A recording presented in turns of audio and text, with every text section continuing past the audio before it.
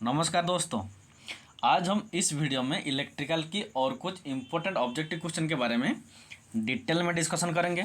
और अगर आपको वीडियो अच्छा लगता है तो प्लीज़ सब्सक्राइब और शेयर जरूर कीजिएगा। तो देखो आज का क्वेश्चन हम शुरू करते हैं। आज का फर्स्ट क्वेश्चन देखो, फिगर Q14 रिप्रेजेंट। देखो ये जो फिगर है Q14 ये सिलिकॉन कंट्रोल रेक्टिफायर को रिप्रेजेंट करता है या फील्ड इफेक्ट ट्रांजिस्टर को रिप्रेजेंट करता है या फोटो एमिसिव डायोड को रिप्रेजेंट करता है या टनल डायोड को रिप्रेजेंट करता है। तो इसका आंसर होगा जो silicon control rectifier, option number ए, जिसको शॉर्ट में कहते हैं SCR, सिलिकॉन कंट्रोल रेक्टिफायर को ये फिगर रिप्रेजेंट करता है। ये जो सिलिकॉन कंट्रोल रेक्टिफायर है ये भी थायरिस्टर ग्रुप का है, फैमिली का है। देखो ये है थायरिस्टर फैमिली, मीन्स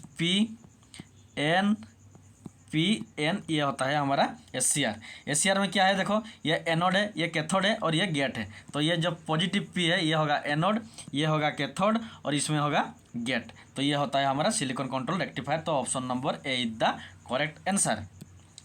देन देखो नेक्स्ट क्वेश्चन क्या है। नेक्स्ट क्वेश्चन है low resistance can be accurately measured by. देखो जब हमें लो रेजिस्टेंस को एक्यूरेटली मेजर करना होता है तब हम केल्विन ब्रिज का यूज करेंगे या व्हीटस्टोन ब्रिज को यूज करेंगे या ओवेन्स ब्रिज को यूज करेंगे या नॉन ऑफ द एबव। तो इसका आंसर होगा जब हमें लो रेजिस्टेंस को एक्यूरेटली मेजर करना होता है तब हम केल्विन ब्रिज का यूज करते हैं। Option number A is the correct answer. Normally हम रेजिस्टेंस को मेजर करने के लिए ओम मीटर का यूज करते हैं, लेकिन लो रेजिस्टेंस को एक्यूरेटली मेजर करने के लिए केल्विन ब्रिज का यूज करते हैं। Option number A is the correct answer. Then देखो नेक्स्ट क्वेश्चन क्या है। Figure Q17 represent. देखो ये जो फिगर है Q17 ये ट्राइक थायरिस्टर को रिप्रेजेंट करता है या डायरेक्ट ट्रिगर को रिप्रेजेंट करता है या कैपेसिटिव डायोड को रिप्रेजेंट करता है या नॉन ऑफ द अबव। तो इसका आंसर होगा ये जो फिगर है ये फिगर हमारा ट्राइक थायरिस्टर को, option number A, triac thyristor को रिप्रेजेंट करता है। Option number A is the correct answer.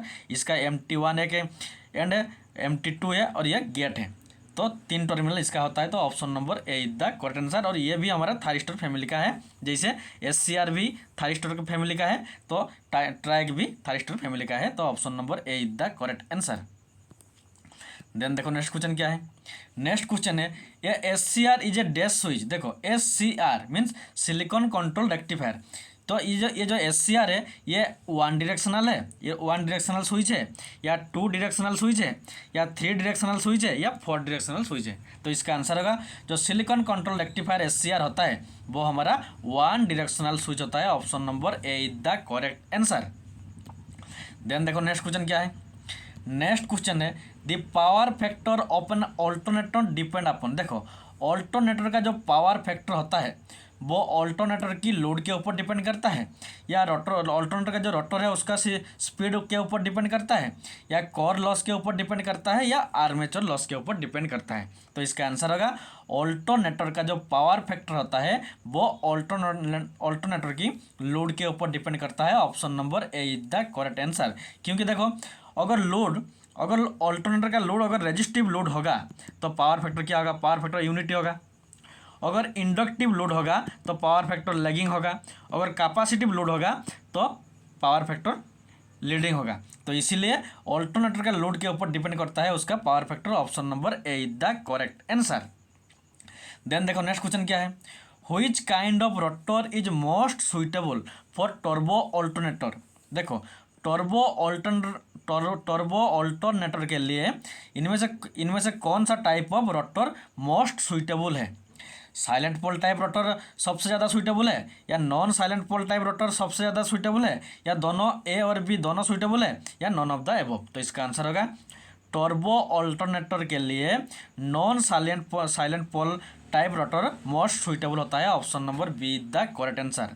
देखो ये जो non silent pole type rotor होता है इसका जो डायमीटर होता है ये लेस कम होता है, लेकिन इसका जो एक्सियल लेंथ होता है वो ज़्यादा होता है, इसीलिए ये हाई स्पीड में रोटेट करता है। लेकिन जो साइलेंट पोल टाइप रोटर होता है उसका डायमीटर ज़्यादा होता है लेकिन उसका एक्सियल लेंथ कम होता है, इसीलिए इसको हम कम स्पीड के लिए यूज करते हैं। तो जो टर्बो ऑल्टरनेटर होता है वो हाई स्पीड ऑल्टरनेटर होता है, इसीलिए टर्बो ऑल्टरनेटर में हम non silent pole type rotor को यूज करते हैं। Option number B the correct answer. Then देखो नेक्स्ट क्वेश्चन क्या है। नेक्स्ट क्वेश्चन है silent pole type poles are generally used in, जो साइलेंट पोल होता है उसको हम हाई स्पीड प्राइम मूवर में यूज करते हैं, या मीडियम स्पीड प्राइम मूवर में यूज करते हैं, या लो स्पीड प्राइम मूवर में यूज करते हैं, या लो and medium speed prime mover में यूज करते हैं। तो अभी बताया जो साइलेंट पोल टाइप रोटर होता है उसको हम लो और मीडियम स्पीड प्राइम मूवर में यूज करते हैं। Option number D is the correct answer. और अगर non silent pole type rotor होता है तो उसको हम हाई स्पीड प्राइम मूवर में यूज करते हैं। तो option number D is the correct answer. Then देखो नेक्स्ट क्वेश्चन क्या है, the frequency of voltage generated in an alternator depends upon. देखो ऑल्टरनेटर में जो वोल्टेज जनरेटेड होता है उसका फ्रीक्वेंसी ये चार ऑप्शन में से किसके ऊपर डिपेंड करता है? नंबर ऑफ पोल के ऊपर डिपेंड करता है, या रोटेटिव स्पीड के ऊपर डिपेंड करता है, या नंबर ऑफ पोल और रोटेटिव स्पीड दोनों के ऊपर डिपेंड करता है, या number of pole rotative speed और टाइप ऑफ वाइंडिंग के ऊपर डिपेंड करता है। तो इसका आंसर होगा ऑल्टरनेटर में जो वोल्टेज जनरेटेड होता है उसका फ्रीक्वेंसी नंबर ऑफ पोल और रोटेटिव स्पीड दोनों के ऊपर डिपेंड करता है। Option number C is the correct answer, क्योंकि स्पीड इक्वल टू क्या है? स्पीड इज इक्वल टू है 120 into frequency divide by pole. अगर तो फ्रीक्वेंसी इक्वल टू क्या होगा? Frequency equal to speed into number of pole divide by 120 होगा। तो ये है नंबर ऑफ, ये है स्पीड और ये है नंबर ऑफ पोल। तो ये है नंबर ऑफ पोल और ये है रोटेटिव स्पीड। इसीलिए जो फ्रीक्वेंसी होता है वो नंबर ऑफ पोल और रोटेटिव स्पीड के ऊपर डिपेंड करता है। Option number C is the correct answer. Then देखो नेक्स्ट क्वेश्चन क्या है। नेक्स्ट क्वेश्चन है which number system has a base 16। देखो इनमें से कौन सा टाइप ऑफ नंबर सिस्टम का बेस 16 है? हेक्साडेसिमल के नंबर सिस्टम का, या ऑक्टल नंबर सिस्टम का, या बाइनरी नंबर सिस्टम का, या डेसिमल नंबर सिस्टम का। तो इसका आंसर होगा जो हमारा हेक्साडेसिमल नंबर सिस्टम होता है उसका बेस 16 होता है। Option number A is the correct answer. तो ये हेक्साडेसिमल, देखो ये जो हेक्सा मीन्स क्या है? हेक्सा मीन्स 6, डेसिमल मीन्स क्या है? 10 है, इसलिए इसको कहते हैं हेक्साडेसिमल। इसमें जो 16 नंबर होता है वो क्या क्या? देखो 0 होता है, 1 2 3 4 5 6 7 8 9। 9 के बाद क्या आता है? 9 के बाद ए आता है, बी सी डी ई और एफ आता है। जो ए है ये 10, बी 11 होता है, सी 12 होता है, डी 13 होता है, ई 14 होता है और एफ 15 होता है। यह याद रखना होगा। तो इसीलिए जो हेक्साडेसिमल नंबर सिस्टम होता है उसका बेस कितना आता है? 16 होता है। Option number A is the correct answer. Then देखो नेक्स्ट क्वेश्चन क्या है। नेक्स्ट क्वेश्चन है Ohm's law is not applicable in all the following cases except. देखो जो ओम्स लॉ होता है वो हम इनमें से किसके कहाँ पर एप्लीकेबल नहीं होता है? इलेक्ट्रोलाइट्स में नहीं होता है, या आर्क लैंप में नहीं होता है, या इंसुलेटर में नहीं होता है, या वैक्यूम ट्यूब में नहीं होता है। तो इसका आंसर होगा जो इंसुलेटर होता है, ऑप्शन नंबर सी। जो इंसुलेटर होता है ओम्स लॉ वहाँ पर एप्लीकेबल नहीं होता है। Option number C is the correct answer. Then देखो नेक्स्ट क्वेश्चन क्या है। The element of electric heater is made of. Electric heater में जो इलेक्ट्रिक हीटर होता है उसमें जो कौन सा एलिमेंट का होता है?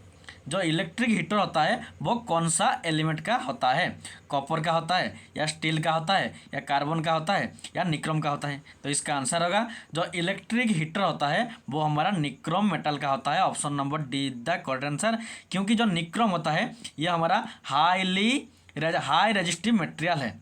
देखो इलेक्ट्रिक हीटर में क्या होता है? हाई हीट प्रोड्यूस होता है। तो हीट इक्वल टू क्या है? हीट इक्वल टू होता है I² R इंटू टी। ये आर क्या है? रेजिस्टेंस। रेजिस्टेंस जितना ज़्यादा होगा हीट भी उतना ही ज़्यादा प्रोड्यूस होगा। तो ये जो निक्रोम वायर है इसका रेजिस्टेंस बहुत ज़्यादा है, इसीलिए इलेक्ट्रिक हीटर में हम निक्रोम वायर का यूज करते हैं। Option number D the correct answer. Then देखो नेक्स्ट क्वेश्चन क्या है। नेक्स्ट क्वेश्चन है in which portion of the transmission system fault occurs most frequently. देखो इधर ट्रांसफार्मर है, ओवरहेड लाइन है, ऑल्टरनेटर है और अंडरग्राउंड केबल है। इनमें से कहाँ पर सबसे ज़्यादा फॉल्ट होने का चांसेस रहता है? इसका आंसर होगा जो ओवरहेड ट्रांसमिशन लाइन होता है वहाँ पर सबसे ज़्यादा फॉल्ट होने का चांसेस रहता है। Option number B is the correct answer, क्योंकि जो ट्रांसफार्मर होता है ये स्टेशनरी होता है, एक ही जगह पर होता है। ऑल्टरनेटर भी स्टेशनरी होता है, अंडरग्राउंड जमीन के नीचे होता है। लेकिन जो ओवरहेड लाइन होता है वो खुला आसमान में बहुत ज़्यादा लॉन्ग डिस्टेंस कवर करता है, तो इसीलिए इसमें फॉल्ट होने का चांसेस बहुत ज़्यादा रहता है। तो option number B is the correct answer. Then देखो next question bulk oil circuit breaker is suitable for the voltage up to. देखो जब बल्क ऑयल सर्किट ब्रेकर होता है उसको हम कितने वोल्टेज तक यूज कर सकते हैं, 10 किलो वोल्ट तक या 16 किलो वोल्ट तक या 26 किलो वोल्ट तक या 36 किलो वोल्ट तक। तो इसका आंसर होगा जब बल्क ऑयल सर्किट ब्रेकर होता है उसको हम मैक्सिमम 36 किलो वोल्ट तक अप टू 36 किलो वोल्ट तक ही यूज करते हैं। Option number D is the correct answer. जो एक होता है बल्क ऑयल सर्किट ब्रेकर और दूसरा होता है लो ऑयल सर्किट ब्रेकर। तो option number D is the correct answer. Then देखो नेक्स्ट क्वेश्चन क्या है। नेक्स्ट क्वेश्चन है a silicon control rectifier SCR is a unijunctional device या डिवाइस विथ 3 जंक्शन या डिवाइस विथ 4 जंक्शन या none of the above. तो इसका answer होगा जो सिलिकॉन कंट्रोल रेक्टिफायर SCR होता है वो हमारा डिवाइस विथ 4 जंक्शन होता है। Option number C the correct answer. देखो ये वाला फिगर देखो, जो SCR होता है वो थायरिस्टर ग्रुप का होता है। तो ये देखो PN ये होता है एनोड, ये होता है कैथोड, ये होता है गेट। देखो ये एक जंक्शन है J1, ये और एक जंक्शन है, ये और सॉरी ये 3 जंक्शन है। ऑप्शन नंबर बी होगा correct answer, 3 junction. Option number B is the correct answer. Silicon control rectifier is a 3 junction device. Option number B. Then देखो नेक्स्ट क्वेश्चन क्या है। नेक्स्ट क्वेश्चन है ये थायरिस्टर इज बेसिकली, देखो अभी जो figure देखो जो थायरिस्टर होता है PN होता है PN ये होता है। तो ये एक PN डिवाइस है। Option number A is the correct answer. Thyristor जो थायरिस्टर ग्रुप में SCR भी होता है, ट्राइक भी आता है। तो ये होता है PN device. Option number A is the correct answer. Then देखो next question A PN device having 2 gates. देखो जब हमारा थायरिस्टर ग्रुप होता है उसमें डायक ट्राइक SUS ये SCS इनमें से किसका 2 गेट होता है। देखो जो SCR था उसमें ये एनोड था, ये कैथोड था और इधर एक गेट था, लेकिन इनमें से किस में 2 गेट है। देखो इसका आंसर होगा सिलिकॉन कंट्रोल स्विच जो होता है SCS, सिलिकॉन कंट्रोल स्विच जो होता है उसमें 2 गेट होता है। एक होता है एनोड गेट, दूसरा होता है कैथोड गेट, 2 गेट होता है। तो option number D is the correct answer जिसमें 2 गेट होता है। देन देखो नेक्स्ट क्वेश्चन क्या है। नेक्स्ट क्वेश्चन है in an alternator if the armature reaction produce demagnetization of main field the power factor should be very important। देखो जब alternator का जो ऑल्टरनेटर में जब आर्मेचर रिएक्शन प्रोड्यूस होता है तब डीमैग्नेटाइजेशन क्यों होता है, कौन सा कंडीशन में डीमैग्नेटाइजेशन होता है। जब पावर फैक्टर 0 लैगिंग लोड होता है या जब 0 लीडिंग लोड होता है या यूनिटी पावर फैक्टर होता है। Very important. डीमैग्नेटाइजेशन तब होता है जब उसका पावर फैक्टर 0 लैगिंग लोड होता है। Option number A is the correct answer. Very important. जब ऑल्टरनेटर का पावर फैक्टर 0 होता है, लैगिंग लोड होता है, उस कंडीशन में डी आर्मेचर रिएक्शन डीमैग्नेटाइजेशन होता है। और जब पावर फैक्टर 0 लीडिंग होता है तब क्या होता है, मैग्नेटाइजेशन होता है। Very important. जब पावर फैक्टर 0 लीडिंग होता है तब मैग्नेटाइजेशन होता है। और जब यूनिटी पावर फैक्टर होता है, यूनिटी पावर फैक्टर तब क्या होता है ना, ऑप्शन नंबर सी डिस्टॉर्शन होता है main field. Option number C the correct answer. Very important. जब 0 लैगिंग होता है तब डीमैग्नेटाइजेशन होता है, जब 0 लीडिंग होता है तब मैग्नेटाइजेशन होता है, और जब यूनिटी होता है तब डिस्टॉर्शन होता है। Option number C is the correct answer. तीनों रिलेटिव क्वेश्चन है। तो देन देखो नेक्स्ट क्वेश्चन क्या है।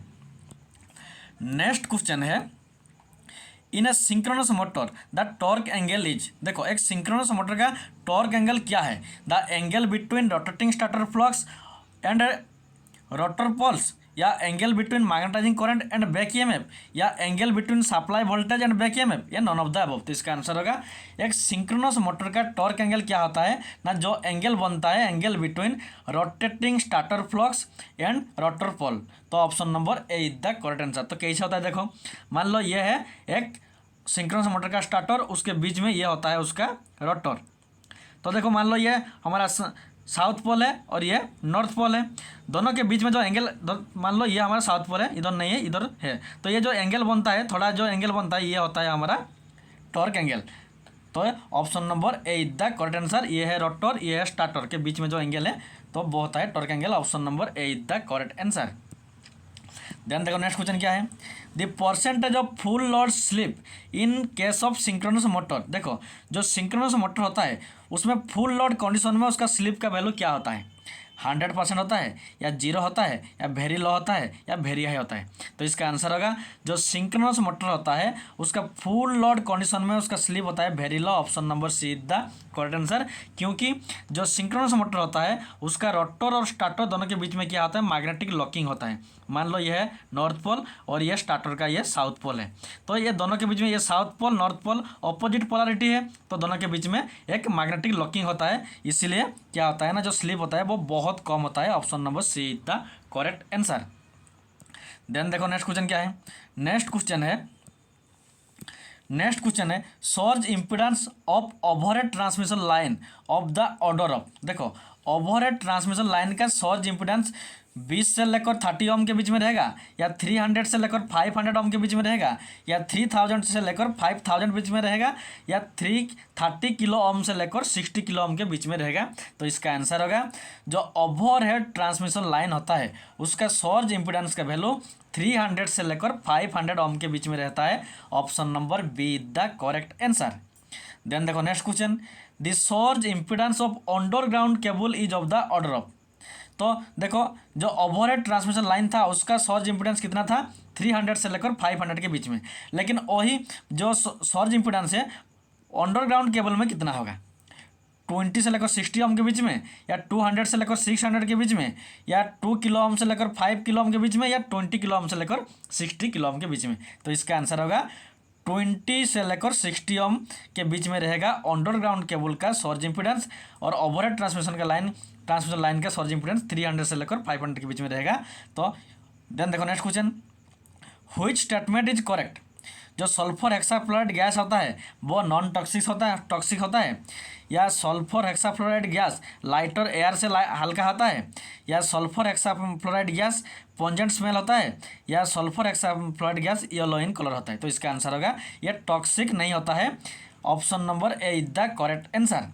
देन देखो जो सोर्स इम्पिडेंस होता है ट्रांसमिशन लाइन का उसका फॉर्मूला क्या है, एल इंडक्टेंस इंटू कैपेसिटेंस का रूट ओवर, या कैपेसिटेंस डिवाइड बाय इंडक्टेंस का होल रूट ओवर, या इंडक्टेंस डिवाइड बाय कैपेसिटेंस का होल रूट ओवर, या इंडक्टेंस प्लस कैपेसिटेंस का होल रूट ओवर। तो इसका आंसर होगा ट्रांसमिशन लाइन का सोर्स इम्पिडेंस का फॉर्मूला क्या है, इंडक्टेंस डिवाइड बाय कैपेसिटेंस का whole root over. Option number C is the correct answer. Then देखो नेक्स्ट क्वेश्चन क्या है।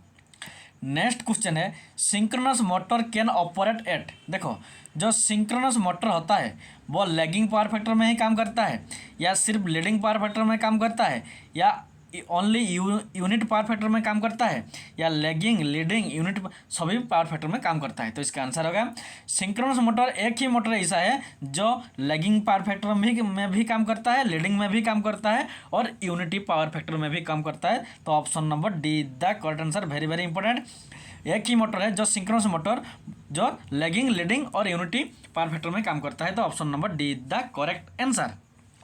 देन देखो next question, an unexcited single phase synchronous motor is. देखो जो सिंक्रोनस मोटर होता है जिसमें एक्साइटेशन नहीं अनएक्साइटेड होता है वो एक रिलक्टेंस मोटर होता है, या एक रिपल्सन मोटर होता है, या एक यूनिवर्सल मोटर होता है, या एसी सीरीज मोटर होता है। तो वेरी वेरी इंपॉर्टेंट, जो unexcited single phase synchronous motor होता है वो हमारा रिलक्टेंस मोटर होता है। Option number A the correct answer. Very very important, unexcited single phase synchronous motor कौन है ना, रिलक्टेंस मोटर, याद रखना। Very very important, option number A the correct answer. Then देखो नेक्स्ट क्वेश्चन क्या है।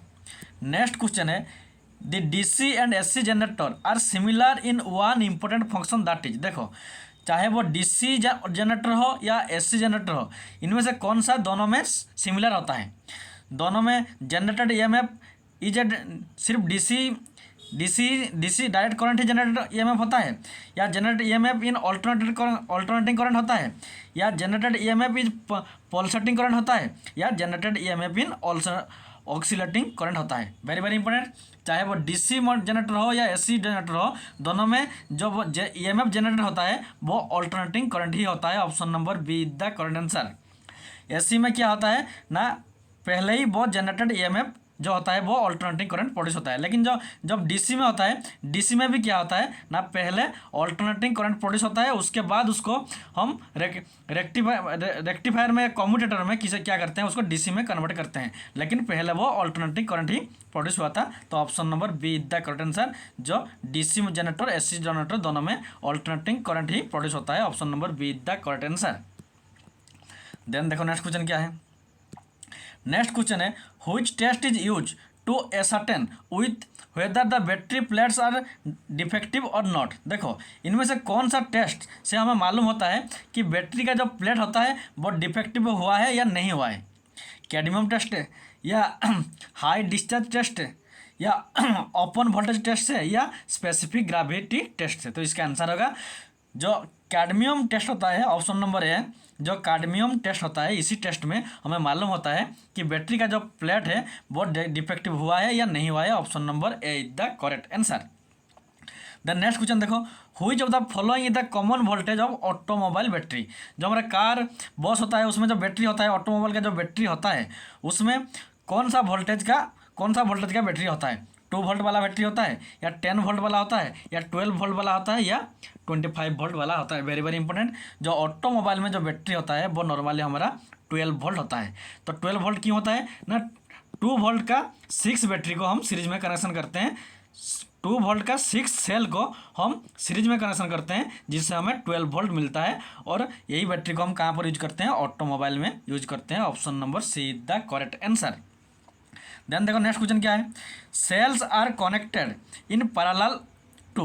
देखो जो सेल होता है उसको हम पैरेलल में क्यों कनेक्शन करते हैं, क्योंकि हमें वोल्टेज, आउटपुट वोल्टेज ज़्यादा इंक्रीज करना होता है, या इंटरनल रेजिस्टेंस इंक्रीज करना होता है, या करंट कैपेसिटी डिक्रीज करना होता है, या करंट कैपेसिटी इंक्रीज करना होता है। Very very important. देखो सेल को हम इसीलिए पैरेलल में कनेक्शन करते हैं क्योंकि हमें जब करंट कैपेसिटी को इंक्रीज करना होता है। Option number D is the correct answer. और हम जब सीरीज में कनेक्शन करते हैं तब उसका आउटपुट वोल्टेज को इंक्रीज करना होता है। तो इधर क्वेश्चन में पैरेलल कनेक्शन है, तो इसका आंसर होगा करंट कैपेसिटी इंक्रीज करना होता है। Option number D is the correct answer. Then देखो नेक्स्ट क्वेश्चन क्या है। नेक्स्ट क्वेश्चन है when AC flow through a resistance then.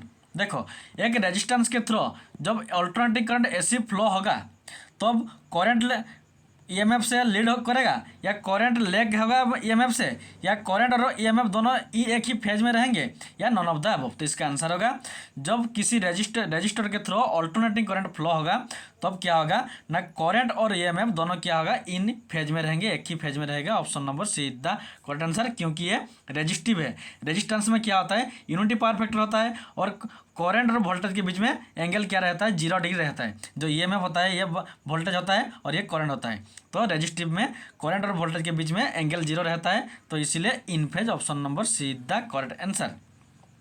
Then देखो next question, the power factor of incandescent lamp. देखो जो इनकैंडिसेंट लैंप होता है उसका पावर फैक्टर 0.8 लैगिंग है, या 0.8 लीडिंग है, या यूनिटी है, या 0 है। वेरी वेरी इंपॉर्टेंट, जो इनकैंडिसेंट लैंप होता है उसका पावर फैक्टर यूनिटी होता है। Option number C is the correct answer, क्योंकि जो इनकैंडिसेंट बल्ब होता है वो हमारा रेजिस्टिव लोड होता है, और रेजिस्टिव लोड का पावर फैक्टर यूनिटी ही होता है, क्योंकि करंट और वोल्टेज दोनों इन फेज में रहते हैं, दोनों के बीच में एंगल क्या होता है, 0 डिग्री रहता है। Option number C is the correct answer. Then देखो next question, a incandescent bulb can work on. देखो जो इनकैंडिसेंट बल्ब होता है, जो यूनिटी पावर फैक्टर वाला बल्ब होता है, वो सिर्फ एसी में ही काम करता है, या डीसी में काम करता है, या एसी डीसी दोनों में काम करता है, या depend on the shape of the coil के शेप के ऊपर डिपेंड करता है। तो इसका आंसर होगा जो इनकैंडिसेंट बल्ब होता है वो ऑल्टरनेटिंग करंट और डीसी एसी दोनों में काम करता है। Option number C is the correct answer. Then देखो नेक्स्ट क्वेश्चन क्या है। नेक्स्ट क्वेश्चन है ये gas filled filament bulb the gas used in. देखो जो गैस फील्ड फिलामेंट बल्ब होता है उनमें ये 4 में से कौन सा टाइप ऑफ गैस को फिल किया जाता है, ऑक्सीजन गैस को, या हीलियम गैस को, या नाइट्रोजन गैस को, या ओजोन गैस को। तो देखो जो गैस फील्ड फिलामेंट बल्ब होता है वहाँ पर हम नाइट्रोजन गैस को फिल करते हैं। Option number C is the correct answer. Then next question, heat from the filament of lamp is transmitted to the surrounding mainly through. देखो जो फिलामेंट बल्ब होता है उसमें जो हीट होता है वो कंडक्शन कंडक्शन मेथड में हीट ट्रांसमिट होता है, या कन्वेक्शन मेथड में हीट ट्रांसमिट होता है, या रेडिएशन मेथड में हीट ट्रांसमिट होता है, या नॉन ऑफ द अबव। तो इसका आंसर होगा फिलामेंट बल्ब में जो हीट ट्रांसमिट होता है वो हमारा option number C, radiation method में हीट ट्रांसमिट होता है। Option number C is the correct answer. क्यों? तो option number C is the correct, very very important. Then देखो next question, in a fluorescent tube circuit choke acts as. देखो जब fluorescent tube होता है वहाँ पर हम चौक का यूज करते हैं। तो इस चौक को हम क्यों यूज करते हैं? क्योंकि स्टार्टर के लिए, या पावर फैक्टर को इम्प्रूव करने के लिए, या हीट सोर्स के हीट के लिए, या करंट को लिमिट करने के लिए। तो इसका आंसर होगा जो फ्लोरोसेंट ट्यूब होता है उसमें चौक को हम इसलिए यूज करते हैं क्योंकि हमें जो करंट होता है उसको लिमिट करना होता है। Option number D is the correct answer. और जो चौक होता है, जब फ्लोरोसेंट ट्यूब स्टार्टिंग के टाइम ये चौक वोल्टेज को इम्प्रूव करने के लिए भी यूज किया जाता है। Very very important. Fluorescent tube की स्टार्टिंग के टाइम चौक को वोल्टेज के इम्प्रूव के लिए यूज करते हैं, उसके साथ साथ करंट को लिमिटिंग करने के लिए भी यूज करते हैं। तो option number D is the correct answer. Then देखो next question, when a fluorescent lamp is to be operated on DC which of the following additional device must incorporated in the circuit. देखो जब एक fluorescent lamp को हम DC में operate करते हैं तो अब हम ये चार में से किसको एडिशनल ऐड करते हैं? कौन सा डिवाइस को ऐड करते हैं? कंडेंसर को ऐड करते हैं, या ट्रांसफार्मर को ऐड करते हैं, या रेजिस्टेंस को ऐड करते हैं, या इंडक्टेंस को ऐड करते हैं? Very very important. जब एक फ्लोरोसेंट लैंप को हम डीसी में ऑपरेट करते हैं तो अब हम क्या करते हैं ना, रेजिस्टेंस को हम ऐड करते हैं। तो option number C is the correct answer. Then देखो next question, for same rating amount of radiant heat produced in which of the following lamp with the least. देखो इधर फ्लोरोसेंट लैंप है, filament lamp है, sodium vapour lamp है और mercury vapour lamp है। तो इनमें से कौन सा लैंप स्मॉलेस्ट लिस्ट सबसे कम हीट रेडिएट करता है? तो इसका आंसर होगा जो फ्लोरोसेंट लैंप होता है वो लिस्ट सबसे कम हीट को रेडिएट करता है। Option number A is the correct answer. Then देखो नेक्स्ट क्वेश्चन क्या है। नेक्स्ट क्वेश्चन है majority of alternator in the use है। देखो जो सबसे ज़्यादा जो ऑल्टरनेटर यूज किया जाता है उसमें जो आर्मेचर होता है, आर्मेचर वाइंडिंग जो होता है वो रोटेट करता है, रिवॉल्विंग करता है, मीन्स रोटेट करता है।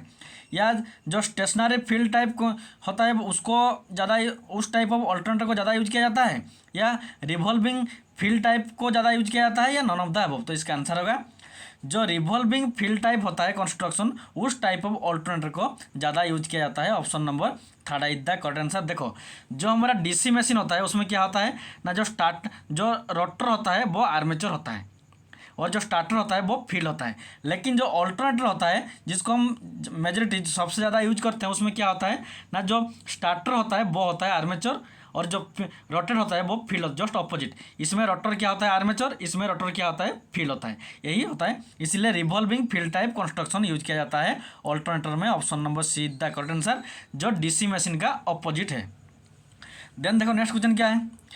The starter of an alternator is identical to ऑपे। देखो जो ऑल्टरनेटर का जो स्टार्टर होता है वो डीसी जनरेटर जैसा होता है, या 3 फेज इंडक्शन मोटर जैसा होता है, या सिंगल फेज इंडक्शन मोटर जैसा होता है, या रोजनबर्ग जनरेटर जैसा होता है। तो इसका आंसर होगा एक ऑल्टरनेटर का स्टार्टर एक 3 फेज इंडक्शन मोटर जैसा होता है। Option number 2 is the correct answer. Then देखो नेक्स्ट क्वेश्चन क्या है। नेक्स्ट क्वेश्चन है which of the following material is use in solar cell. जो सोलार सेल होता है उसमें कौन सा मटेरियल का यूज किया जाता है? सिलिकॉन का, बेरियम का, सेलेनियम का, या सिल्वर का? तो इसका आंसर होगा जो सोलार सेल होता है उसमें हम सिलिकॉन मटेरियल का यूज करते हैं। Option number A is the correct answer. Then देखो next question, the efficiency of solar cell can be expected in the range of. देखो जो सोलार सेल होता है उसका एफिशिएंसी कितना है? 10 से लेकर 15% है, या 25 से लेकर 35% है, या 45 से 60% है, या 70 से लेकर 85% है? तो इसका आंसर होगा जो सोलार सेल होता है उसका एफिशिएंसी 10 से लेकर 15% होता है, वेरी बहुत कम होता है। Option number A is the correct answer, क्योंकि लॉसेस बहुत ज़्यादा होता है तो इसीलिए एफिशिएंसी बहुत कम होता है। देन देखो next question, the output voltage of a silver oxide cell. देखो जो सिल्वर ऑक्साइड सेल होता है उसका आउटपुट वोल्टेज कितना होता है, 1.1 वोल्ट या 1.2 वोल्ट या 1.5 वोल्ट या 1.71 वोल्ट। तो इसका आंसर होगा जो सिल्वर ऑक्साइड सेल होता है उसका आउटपुट वोल्टेज होता है option number C 1.5 volt. Option number C is the correct answer.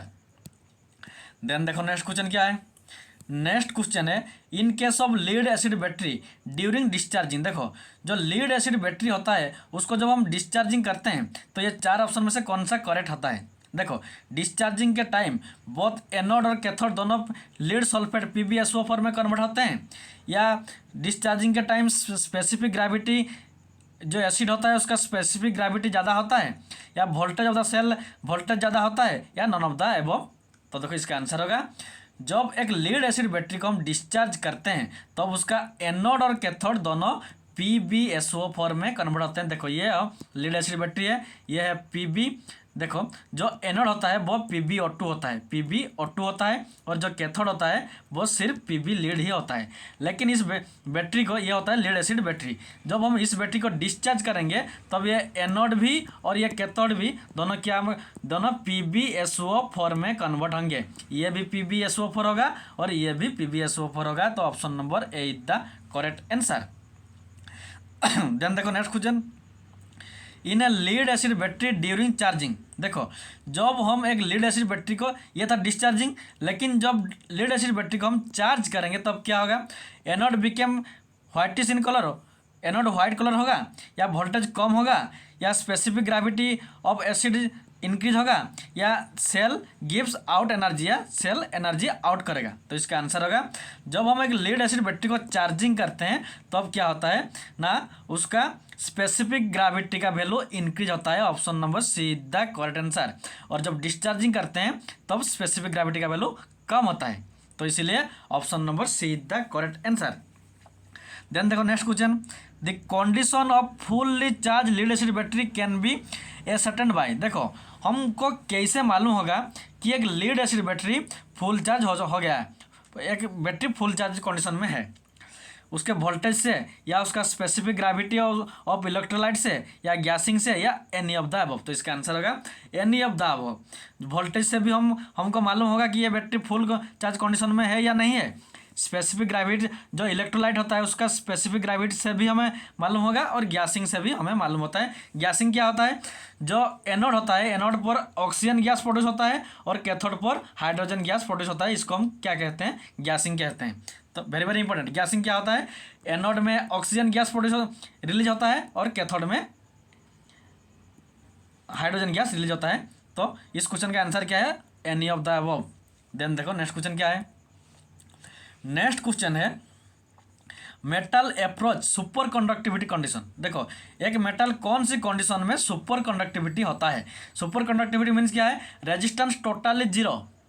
Normally ये नहीं हो, इम्पॉसिबल है, तो फिर भी देखो तो ये कौन सा कंडीशन में होता है, जब नियरली ऑब्सोल्यूट जीरो टेम्परेचर, या नियरली क्रिटिकल टेम्परेचर में, या ट्रिपल पॉइंट में, या under the condition of high temperature and pressure में।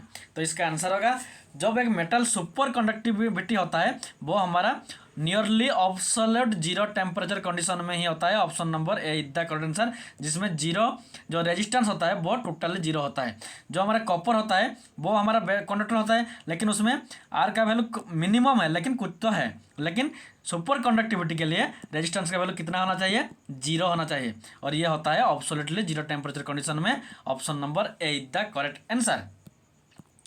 देन देखो नेक्स्ट क्वेश्चन क्या है, नेक्स्ट क्वेश्चन है two resistor R1 and R2 give combined resistance of 4.5 volt in series and 1 ohm in parallel. देखो दो resistance मान लो, ये हमारा R1 और ये R2।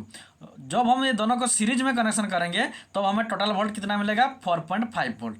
और जब हम दोनों को पैरेलल में कनेक्शन करेंगे तब हमें क्या मिलेगा, तब हमें 1 ओम मिलता है। तो ये दोनों रेजिस्टेंस का वैल्यू क्या है, एक है 3 ओम दूसरा 6 ओम, या एक 3 ओम दूसरा 9 ओम, या एक 1.5 ओम दूसरा 3 ओम, या एक 1.5 ओम दूसरा 0.5 ओम। तो इसका आंसर होगा एक होगा 1.5 ओम दूसरा होगा 3 ओम। देखो अगर एक है 1.5 दूसरा है 3, तो अगर दोनों को सीरीज में कनेक्शन करेंगे तो 3 + 1.5 होगा।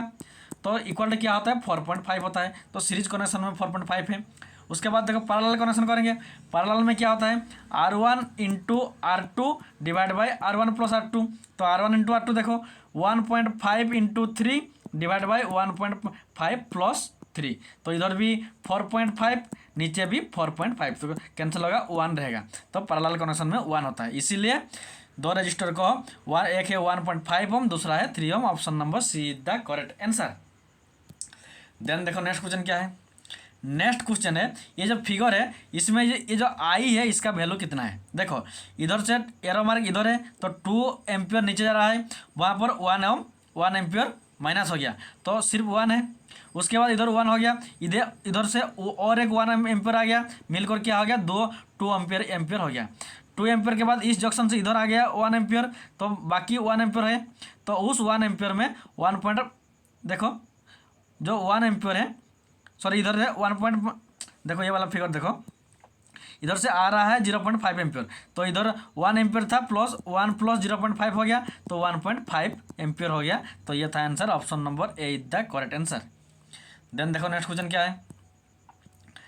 नेक्स्ट क्वेश्चन है, under which method of starting an induction motor is expected to take largest starting current. देखो इनमें से कौन सा मेथड में अगर हम एक इंडक्शन मोटर को स्टार्ट करेंगे तो सबसे ज़्यादा स्टार्टिंग करंट मिलेगा। DOL स्टार्टिंग मेथड में, या स्टार्टर रोटर स्टार्टिंग मेथड में, या स्टार्ट डेल्टा स्टार्टिंग मेथड में, या ऑटो ट्रांसफार्मर स्टार्टिंग मेथड में। तो इसका आंसर होगा जब एक इंडक्शन मोटर में स्टार्टिंग करंट मैक्स लार्जेस्ट चाहिए उस कंडीशन में हमें उस इंडक्शन मोटर को DOL direct online starting method से स्टार्ट करना होगा। Option number A is the correct answer. Then देखो नेक्स्ट क्वेश्चन क्या है। नेक्स्ट क्वेश्चन है, an induction motor will develop maximum torque when the phase difference between the starter flux and rotor current. देखो जो एक induction motor कौन सी condition में मैक्सिमम टॉर्क डेवलप करेगा, जब स्टार्टर फ्लक्स और रोटर करंट के बीच में एंगल क्या होगा जब वो मैक्सिमम टॉर्क डेवलप करेगा। तो देखो इसका आंसर होगा जब स्टार्टर फ्लक्स और रोटर करंट के बीच में 60 डिग्री इलेक्ट्रिकल डिग्री रहेगा, उस कंडीशन में induction motor maximum torque produce करता है। Option number A is the correct answer. Then देखो नेक्स्ट क्वेश्चन क्या है। The condition for maximum starting torque of rotor of induction motor. एक इंडक्शन मोटर में मैक्सिमम स्टार्टिंग टॉर्क के लिए कौन सा कंडीशन होना चाहिए। स्लिप 0 होना चाहिए, या स्लिप 50% होना चाहिए, या slip such that rotor reactance per phase is equal to rotor resistance. ये होगा ऑप्शन नंबर सी। जब स्लिप का वैल्यू क्या होगा ना रोटर रिएक्टेंस पर फेज बराबर होता है रोटर रेजिस्टेंस पर फेज के साथ, तो option number C is the correct answer. Then देखो next question, as the load of a induction motor goes on increase. देखो एक इंडक्शन मोटर का जब लोड का वैल्यू ज़्यादा होगा तब तो क्या होगा ना उसका पावर फैक्टर भी ज़्यादा होगा अप टू कितने तक ना फुल लोड तक। उसके बाद क्या होगा फिर पावर फैक्टर डिक्रीज होता है, तो option number C is the correct answer. Option induction motor का लोड इंक्रीज होने के साथ साथ उसका पावर फैक्टर भी इंक्रीज होता है फुल लोड तक। फुल लोड के बाद क्या होता है फिर पावर फैक्टर गिरता है, तो option number C is the correct answer. Then देखो नेक्स्ट क्वेश्चन क्या है। नेक्स्ट क्वेश्चन है, when the excitation of an unloaded salient pole synchronous motor gets disconnected. देखो एक unloaded salient pole type synchronous motor को जब हम डिस्कनेक्ट करें, उसका जब एक्साइटेशन को डिस्कनेक्ट करेंगे तब तो मोटर जब बर्न होगा या मोटर स्टॉप होगा, या motor will run as reluctance motor जैसा कि रोटेट करेगा, या motor will run reluctance motor at lower speed, कम स्पीड में मोटर रिलक्टेंस मोटर जैसा काम करेगा। तो इसका आंसर होगा जब एक unloaded salient pole type synchronous motor को का जो एक्साइटेशन होता है उसको डिस्कनेक्ट करेंगे तब क्या होगा ना मोटर स्टॉप होता है। Option number B is the correct answer. Then देखो next question, the damping winding in a synchronous motor is generally use. देखो सिंक्रोनस मोटर में हम डैम्पिंग वाइंडिंग को जनरली क्यों यूज करते हैं, क्योंकि स्टार्टिंग टॉर्क को प्रोवाइड करने के लिए, या नॉइज लेवल को कम करने के लिए, या एडी करंट को कम करने के लिए, या हंटिंग को प्रिवेंट करने के लिए, उसके साथ साथ स्टार्टिंग टॉर्क को प्रोवाइड करने के लिए। तो इसका आंसर होगा जो हमारा डैम्पिंग वाइंडिंग होता है सिंक्रोनस मोटर में उसको हम हॉन्टिंग को प्रिवेंट करने के लिए, ऑप्शन नंबर डी, हंटिंग को प्रिवेंट करने के लिए और स्टार्टिंग टॉर्क को प्रोवाइड करने के लिए डैम्पिंग वाइंडिंग यूज करते हैं। Option number D is the correct answer. Then देखो नेक्स्ट क्वेश्चन क्या है। नेक्स्ट क्वेश्चन है 3 फेज ऑल्टरनेटर आर जनरली, देखो जो 3 फेज ऑल्टरनेटर होता है वो हमारा स्टार कनेक्टेड होते हैं या डेल्टा कनेक्टेड होते हैं या ओपन सर्किट होते हैं या शॉर्ट सर्किट होते हैं। तो इसका आंसर होगा जो 3 फेज ऑल्टरनेटर होते हैं वो हमारा स्टार कनेक्टेड होते हैं। Option number A is the correct answer. Then देखो नेक्स्ट क्वेश्चन क्या है। व्हाट इज और what are the necessary condition for parallel operation of alternator. देखो जब हम दो ऑल्टरनेटर को आपस में पैरेलल में ऑपरेशन करेंगे तो ये दो ऑल्टरनेटर का इनमें से कौन सा कंडीशन नेसेसरी होता है। दोनों का टर्मिनल वोल्टेज सेम होना चाहिए या दोनों का फ्रीक्वेंसी सेम होना चाहिए या स्पीड ऑफ ऑल्टरनेटर दोनों का स्पीड सेम होना चाहिए या टर्मिनल वोल्टेज और फ्रीक्वेंसी दोनों सेम होना चाहिए। तो इसका आंसर होगा जब हम दो ऑल्टरनेटर को पैरेलल कनेक्शन करेंगे, पैरेलल में ऑपरेशन करेंगे तो अब दोनों ऑल्टरनेटर की जो टर्मिनल वोल्टेज है और दोनों की फ्रीक्वेंसी सेम होना चाहिए। Option number D is the correct answer. Then देखो next question. What are the advantages of parallel operation of alternator. देखो हम एक से ज़्यादा ऑल्टरनेटर को पैरेलल ऑपरेशन करने से कौन सा एडवांटेजेस मिलता है। इंक्रीज रिलायबिलिटी ज़्यादा होता है या increase in efficiency under light condition या continuity in supply is maintain या ऑल ऑफ द अबव। तो इसका आंसर होगा ऑप्शन नंबर डी। जब हम एक से ज़्यादा ऑल्टरनेटर को आप पैरेलल ऑपरेशन करते हैं तब क्या होता है ना, रिलायबिलिटी भी ज़्यादा होता है और एफिशिएंसी ज़्यादा होता है लाइट लोड कंडीशन में और कंटिन्यूटी सप्लाई भी मेंटेन होता है। तो option number D is the correct answer. Then देखो नेक्स्ट क्वेश्चन। नेक्स्ट क्वेश्चन है for locating the fault in a cable the comparison of which parameter will helpful. देखो जब केबल के किसी भी केबल में मान लो ये हमारा केबल है, इसमें अगर किसी भी प्लेस में क्या कुछ फॉल्ट होता है तो हम इनमें से किसको रेजिस्टेंस, इंडक्टेंस, कैपेसिटेंस या ऑल ऑफ द अबव इनमें से किसके पैरामीटर को कंपेयर करके हम वो फॉल्ट को लोकेट कर सकते हैं। तो इसका आंसर होगा कैपेसिटेंस। जो कैपेसिटेंस होता है उसको कंपेयर करके हम इसके केबल के अंदर जो फॉल्ट होता है उसको हम लोकेट कर सकते हैं। Option number C is the correct answer, very very important. Then देखो next question. In a 3 phase 4 wire cable the cross sectional area of the neutral wire. देखो 3 फेज 4 वायर मीन्स 3 फेज है और एक neutral है। तो इसमें जो neutral wire होता है उसका क्रॉस सेक्शनल कितना होता है, डबल होता है फेज से या फेज से ज़्यादा होता है या फेज के साथ बराबर होता है या फेज से कम होता है। तो इसका आंसर होगा ऑप्शन नंबर डी, लगभग हाफ होता है। Option number D is the जो न्यूट्रल कंडक्टर होता है उसका क्रॉस सेक्शनल एरिया लगभग हाफ होता है फेज से। तो option number D is the correct answer. Then देखो next question. In case of underground cable stress is maximum at. देखो एक होता है ओवरहेड केबल, दूसरा होता है अंडरग्राउंड केबल। जो अंडरग्राउंड केबल होता है उसमें सबसे ज़्यादा मैक्सिमम स्ट्रेस कहाँ पर होता है, केबल के सरफेस पर या सरफेस कंडक्टर के सरफेस पर या सेंटर ऑफ द कंडक्टर के सेंटर में या interference of sheath and conductor. तो इसका आंसर होगा जो कंडक्टर होता है उसका सरफेस पर मैक्सिमम स्ट्रेस होता है। Option number B is the correct answer. Then देखो नेक्स्ट क्वेश्चन क्या है। नेक्स्ट क्वेश्चन है the back EMF in the starter of a synchronous motor depend on the. देखो एक सिंक्रोनस मोटर का जो बैक ईएमएफ होता है वो सिंक्रोनस मोटर की स्पीड के ऊपर डिपेंड करता है या रोटर एक्साइटेशन के ऊपर डिपेंड करता है या नंबर ऑफ पोल के ऊपर डिपेंड करता है या फ्लक्स डेंसिटी के ऊपर डिपेंड करता है। Very very important. Synchronous motor का बैक ईएमएफ उसका रोटर एक्साइटेशन के ऊपर डिपेंड करता है। Option number B is the correct answer.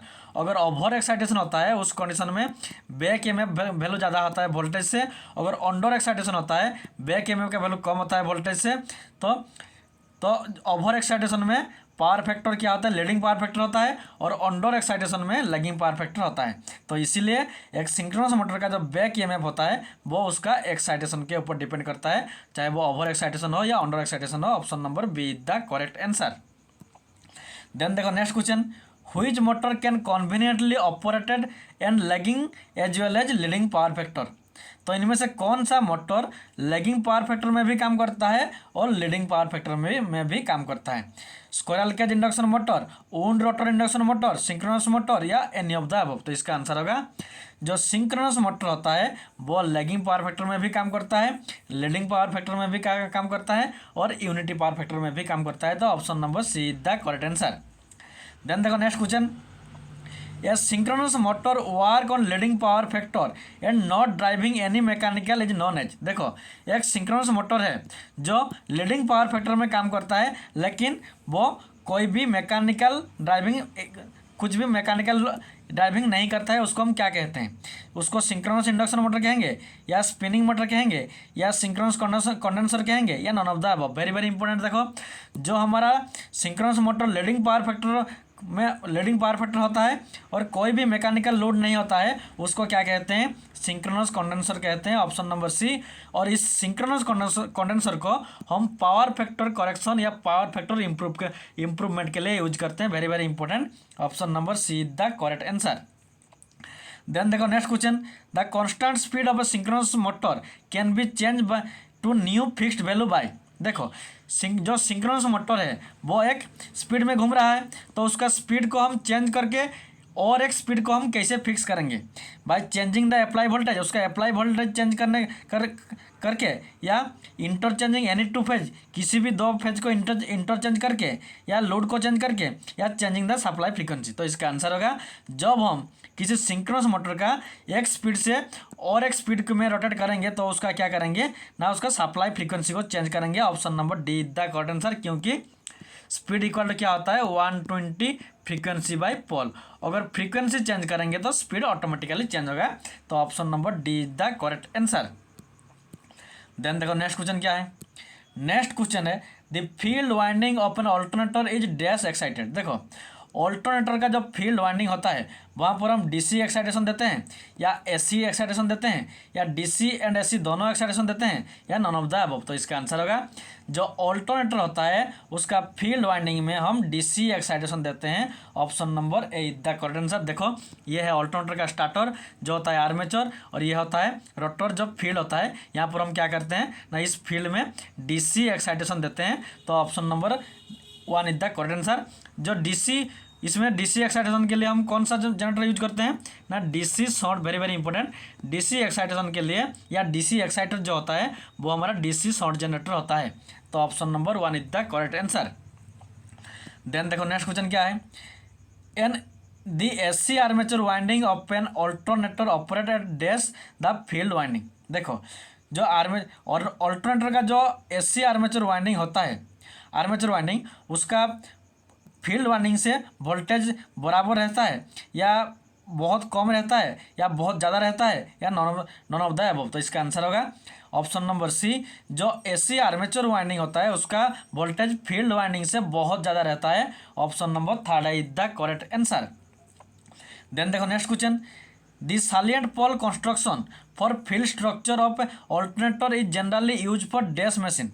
देखो जो सालिएंट पोल टाइप ऑल्टरनेटर होता है उसमें कितना 2 पोल मोटर होता है या 4 पोल मोटर होता है या 8 पोल मोटर होता है, नॉन ऑफ द अबव? तो इसका आंसर होगा जो साइलेंट पोल टाइप मोटर होता है ऑल्टरनेटर होता है वो हमारा 8 पोल का होता है, क्योंकि जो साइलेंट पोल मोटर होता है वो उसको हम लो स्पीड और मीडियम स्पीड के लिए यूज करते हैं। तो देखो स्पीड इज इक्वल टू क्या होता है 120 into frequency divide by pole. अगर पोल ज़्यादा होगा तो स्पीड कम होगा, अगर स्पीड कम होगा तो पोल ज़्यादा होगा। तो देखो ये जो silent pole type synchronous alternator motor है इसका स्पीड कम है, तो स्पीड अगर कम होगा तो पोल ज़्यादा होगा, तो इसलिए ये 8 पोल मोटर है। तो option number 3 is the correct answer. Then देखो नेक्स्ट क्वेश्चन है an alternator is sometime called dash generator. देखो जो ऑल्टरनेटर होता है उसको हम जो ऑल्टरनेटर होता है उसको हम सिंक्रोनस जनरेटर कहते हैं या एसिंक्रोनस जनरेटर कहते हैं या रोजनबर्ग जनरेटर कहते हैं या नॉन ऑफ द अबव? तो इसका आंसर होगा जो ऑल्टरनेटर होता है उसको हम कभी कभी समटाइम्स क्या कहते हैं ना, सिंक्रोनस जनरेटर कहते हैं। Option number 1 is the correct answer, क्योंकि जो ऑल्टरनेटर होता है वो सिंक्रोनस स्पीड में घूमता है। तो option number 1 is the correct answer. Then देखो द टर्बो ऑल्टरनेटर यूजेस। देखो जो टर्बो अल्टरनेटर होता है वहाँ पर हम साइलेंट पोल फील्ड यूज करते हैं, या non silent pole type use करते हैं, या rotating AC armature winding use करते हैं, नॉन ऑफ द अबव। तो इसका आंसर होगा जो टर्बो अल्टरनेटर होता है वहाँ पर हम नॉन साइलेंट पोल फील्ड स्ट्रक्चर यूज करते हैं। Option number 2 is the correct answer, क्योंकि जो टर्बो अल्टरनेटर होता है वो हाई स्पीड के लिए यूज किया जाता है, और जो नॉन साइलेंट पोल होता है वो उसमें क्या होता है ना, डायमीटर कम रहता है लेकिन एक्सियल लेंथ ज़्यादा रहता है, ये आसानी से हाई स्पीड में घूमता है। इसीलिए जो टर्बो अल्टरनेटर होता है वहाँ पर हम non silent pole type field को यूज करते हैं। Option number 2 is the correct answer. और जो टर्बो अल्टरनेटर होता है उसका पोल कितना होता है, 2 पोल होता है। पोल कम रहेगा तो स्पीड ज़्यादा रहेगा, इसीलिए option number 2 is the correct answer.